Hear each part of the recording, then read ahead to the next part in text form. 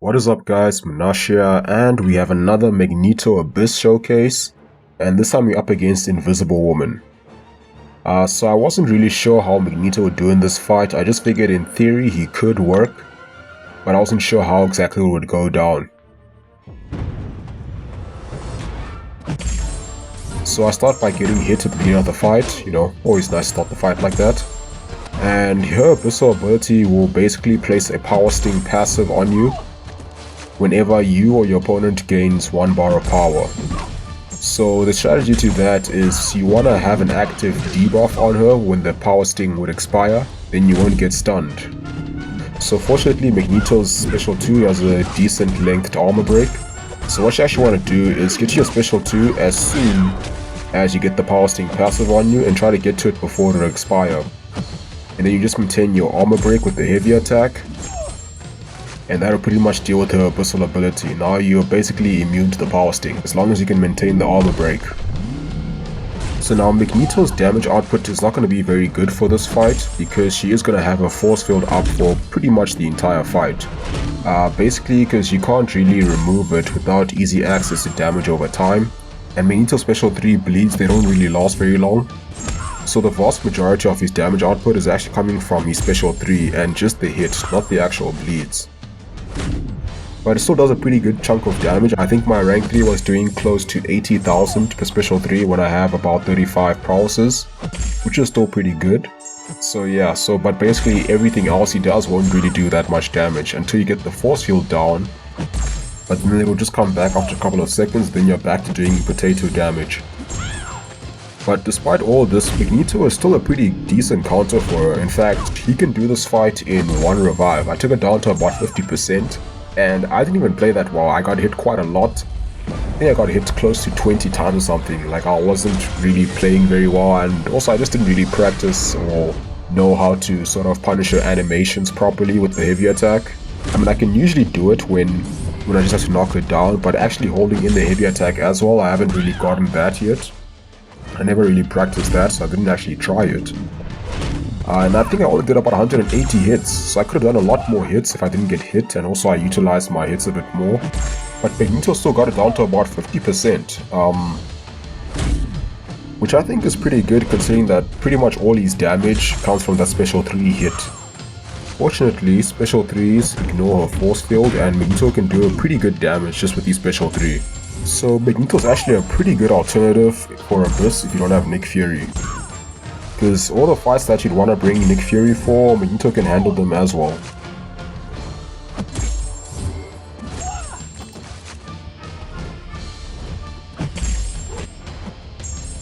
And I think one aspect that makes him really good for Abyss is just his playstyle. Because his heavy attack only does 1 hit, it means you can build your special 3 without doing that many hits.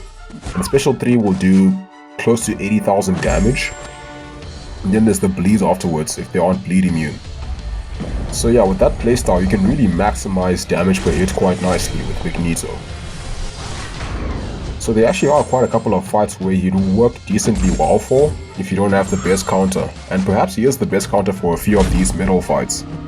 Like if I were to redo Abyss Part 5 right now, I would actually bring the 4 Horsemen, Aegon, Doom, Torch, and Fury, along with Magneto, for fights such as Cable.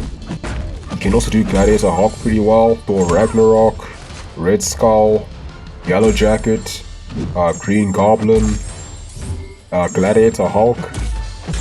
For me, the only real negative is just the playstyle can be kind of boring, especially if you just parry heavying all the time, and relying on maybe only a special 3 for damage. But yeah, if you want to get it done for a cheap price, then he's actually a pretty decent counter. So it might not be the most fun, but it is very economic, or affordable. And I was actually supposed to upload the fight I did against the Abyss Gladiator Hulk, but I don't know, I think the file just got corrupt or something when I was transferring it to my laptop. But he managed to do 20% in 1 go. And the only meaningful damage you can do in that fight is with these bleeds from the special 3. Because he's got a very serious damage cap of 10% of your base attack, so you're only doing like 300 per hit. But he still managed to do 20% in 1 fight, which is more or less around the same as Nick Fury. And Gladiator Hawk is a very easy special one to punish with your heavy attack. You can even hold it for quite some time. So it is a very straightforward fight with him. It's just kind of boring because you just parry heavy, you know, special 3 and then repeat. Because he isn't a metal tag in Abyss for some reason. So yeah, I think I'm going to try him out on Abyss thing as well and see how much damage you can do in one fight. But yeah, I'm starting to see a lot of potential for Magneto in Abyss, just due to his abilities, the playstyle that allows you to do a lot of damage in a few hits. And I mean, just the damage itself is pretty good. I would like to test them out in a couple more fights, but I just can't go that deep into the Abyss without spending multiple revives, which I'm trying to avoid doing. But one question I'm seeing a lot is, will he work against Abyss Korg or Killmonger? And honestly, I'm not sure, although if I were to guess, I would say he wouldn't work very well for those two fights, just because he is quite reliant on that heavy attack to build those prowesses. But with minus 100% offensive ability accuracy, I would imagine his heavy attack just wouldn't work. So he's not going to be doing that much damage in those fights. I mean, technically he can counter them, as in he can armor break Killmonger, and he doesn't take damage from Korg because he does energy attacks, but I think the damage output is what will let him down. But yeah, that's it for this video. I hope you guys found it interesting. Thank you for watching, have a wonderful day, and I'll see you soon.